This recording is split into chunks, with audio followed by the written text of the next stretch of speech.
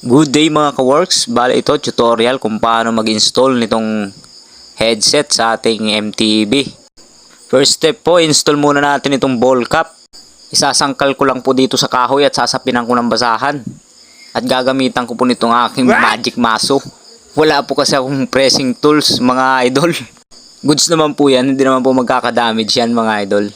Next po itong kabila, i-install na rin natin. Salpak na natin. Tapos, sa pinuli natin basahan, pukpok method na naman mga idol.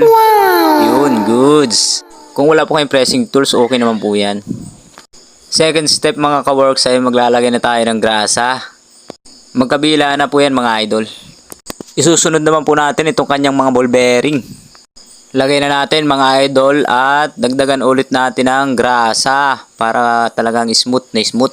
Ganon din po dito sa kabila, lagay na natin at dagdag ulit tayo ng grasa para talaga swabing swabe, gasgas ang tuhod bawat liko. Fourth step natin mga ka-works ay mag-install tayo ng kuno. Para hindi po kayo malito ay yung kuno na pambaba po ay yung medyo malaki po ang butas na sa gitna. Tapos lagyan po ulit natin ng grasa. Huwag din po natin kalimutan itong kanyang dust protection na pambaba. Next mga ka-works ay isasalpak na natin itong kanyang fork dito sa kanyang frame. Susunod naman po natin itong kanyang kuno sa taas mga idol. Huwag po natin kalimutan itong goma na ito. Ito po ay pang water and dust protection para hindi po agad madaling masira ang ating bearing. Sunod mga ka-works ay mag-install na tayo nitong kanyang mga spacer. Mahaba nga po pala yung kanyang spacer dito na available. Kaya naghanap pa ako ng medyo maiksi. At yan may nakita naman ako mga idol. Yung kulay pula na yan. At isasalpak ko na rin nga po pala itong kanyang stem. Sunod po itong kanyang tornilyo sa taas. Yan din nga po pala mga ka-works ang nagsisilbing adjuster ng ating fork. Kung mahigpit ba o maluwag. Kailangan saktong-sakto lang ang ating paghigpit dito mga idol. Hindi maluwag, hindi rin sobrang higpit.